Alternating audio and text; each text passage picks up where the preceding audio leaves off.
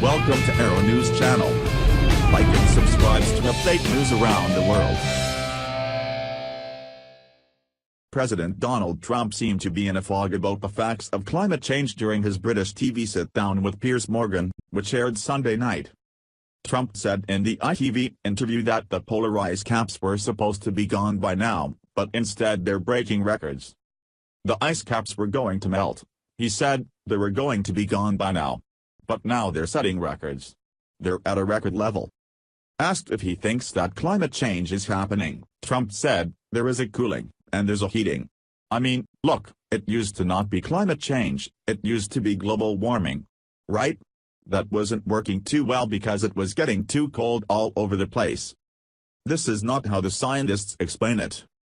Climate change, according to NASA, refers to a broad range of global phenomena created predominantly by burning fossil fuels. The increasing average temperature of the Earth, that is, global warming, is one key result. Rising sea levels and a growing trend toward extreme weather and weather anomalies linked to that warming are others. Last year was the Earth's second hottest on record. The world's oceans were the hottest ever recorded in 2017.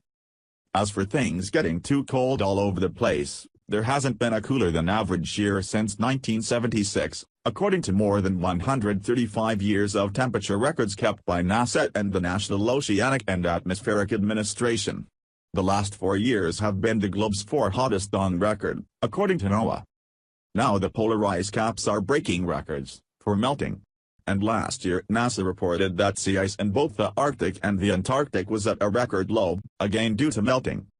But it's not clear who, except for Trump, thought the melting process would happen so quickly that the ice caps would have disappeared by 2018.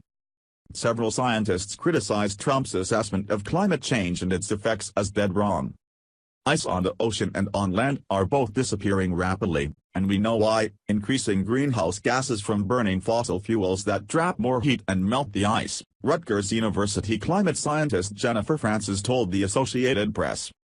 Earlier this month, Trump pointed to a winter cold snap on the East Coast as disproving climate change, apparently confusing climate and weather. As NASA and NOAA explain, climate refers to trends in atmospheric behavior over long periods of time, whereas weather is what happens today and tomorrow, varying even minute to minute.